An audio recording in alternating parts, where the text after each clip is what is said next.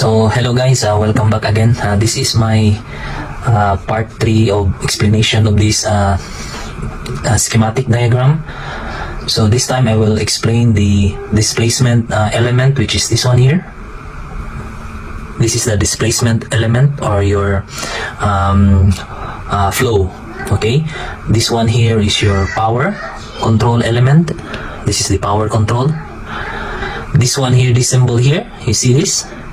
This is a feedback lever, and this one power shift. Okay, so I will explain the displacement element. So how the pump displays oil, and how the pump in relationship to your pilot pressure, this one here, create flow according to your control pressure. Okay, so to simplify this diagram, guys, I need to remove this front here, and that way I can write something here and then leave the rear. Okay, just to simplify this circuit. So I need to remove this line here is from your front pump. Okay, so that one, remove that. Okay, so you still have the PSV. Okay, alright, so that's the simplest form to explain this. Now, flow control. Okay, first, just to simplify this element here, this control here, this is your control piston. Okay, on your regulator, this spool here, this one, this is your control piston. Okay, or pilot piston. This one, this back here, this area here is, this is from your pilot pressure. Okay, this is the PI acting here. Okay, then you have the spring for your flow control adjustment. So see here. Okay, this one here, this is your the servo spool and sleeve. So this is the one control the movement of the stroke piston.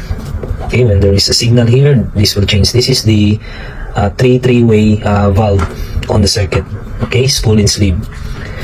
At the moment, I put a positive flow displacement link.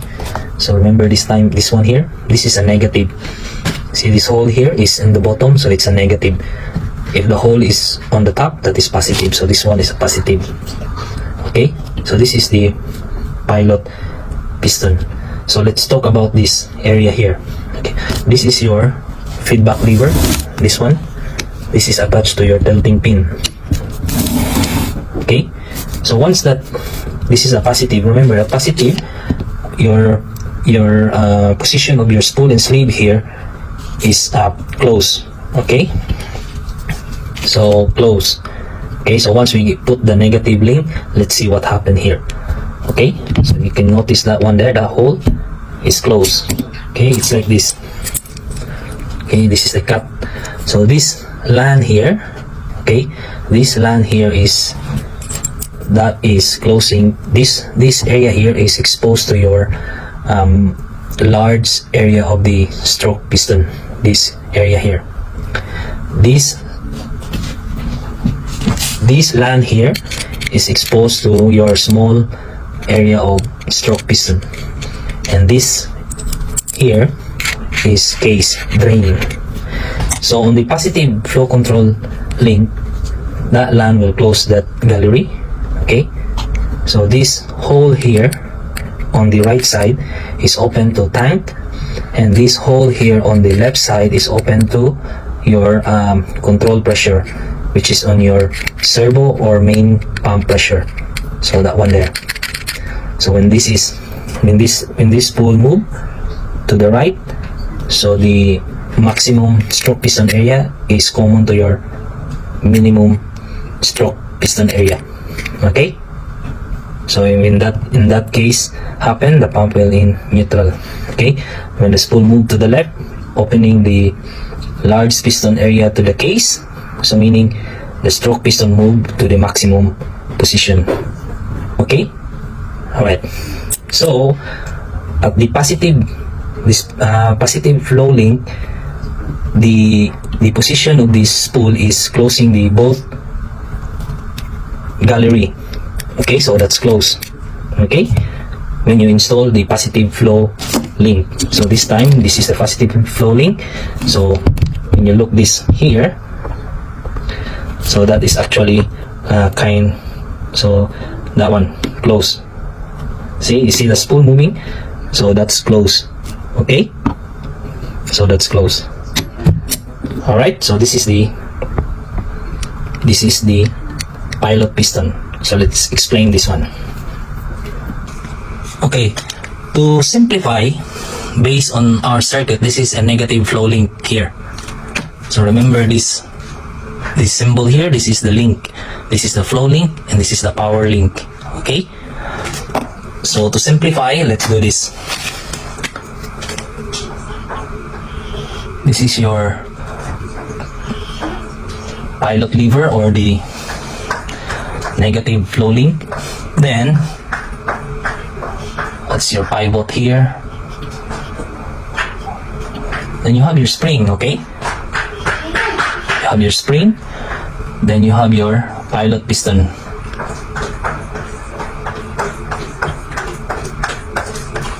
Okay, so this is the pilot piston, this is the flow link, this is your spring where you can adjust your flow curve. Okay, so in here, there's a force. This is where your PI. Okay, so let's put pilot pressure. You have your force. What is your force? Is area times pressure. Okay, here as well you have your force, and the force here is your spring stroke or deflection. So let's say Y times spring rate. So spring rate is your force over distance, or K. Okay, so if you put that force is equal to area times pressure is equal to spring stroke times spring rate. So that will give us an idea that the control pressure, okay, the PI, is proportional to your spring stroke. Okay, stroke of spring. So let's do like that. So in other words, if you graph that,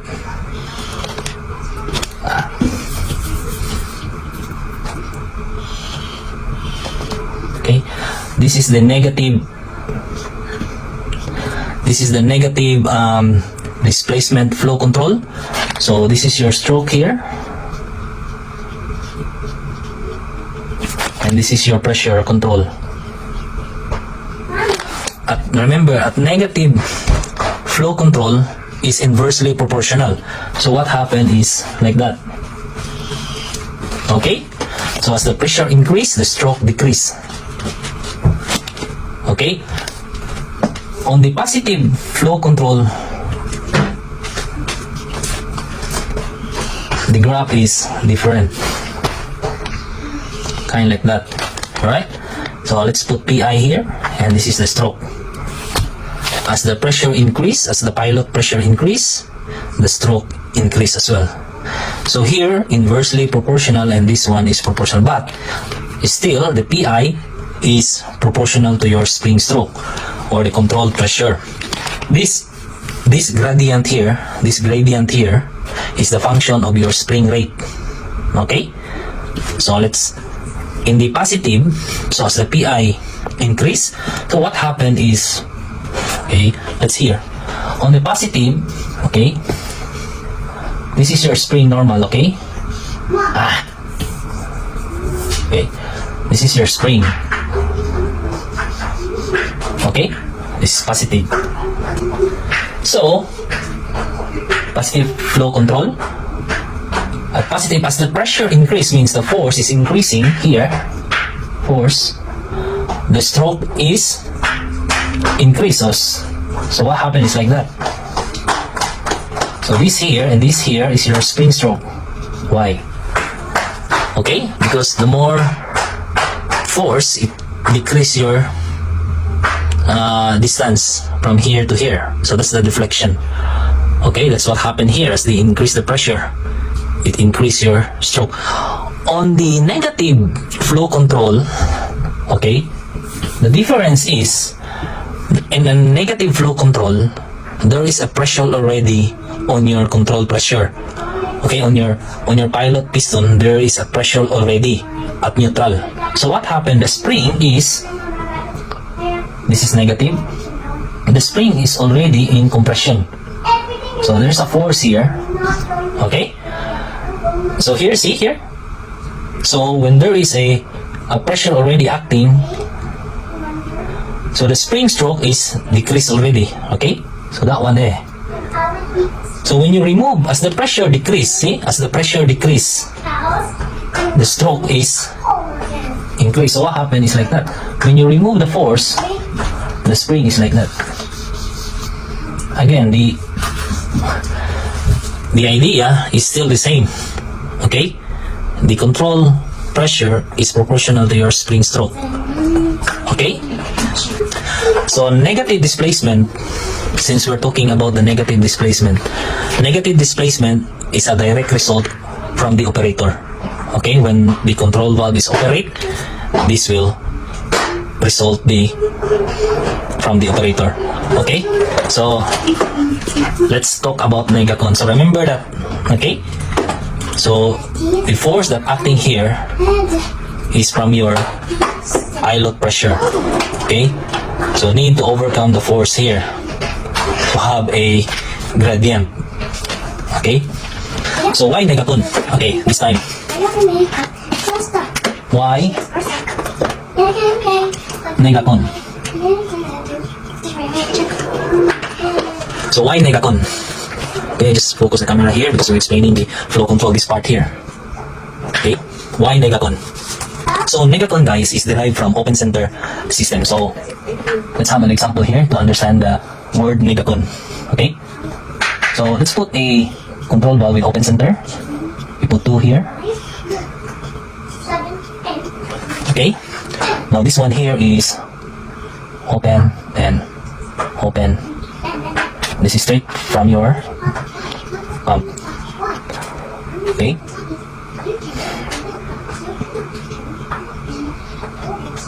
Let's put like that. Let's simplify. Okay, this is your A port from your working component. So you have your signal, pilot signal there, your from the joystick or solenoid, whatever. So let's say, let's put a large fixed pump, and then negacon derived from open center system. So the control valve on a negacon system is open center. So obviously this one is unload to your tank. Okay, so observation. Okay, because this is a fixed pump, the flow that unload here is large, so Q is high during unloading. Okay, Q is high. And also, what else? This one here, you have a large delta P. Large delta P can create what? Heat. So kilowatt delta P times Q over constant heat generated or heat build up. Not very good idea. But the negacon is come from this concept. Okay, now let's improve this one. Okay,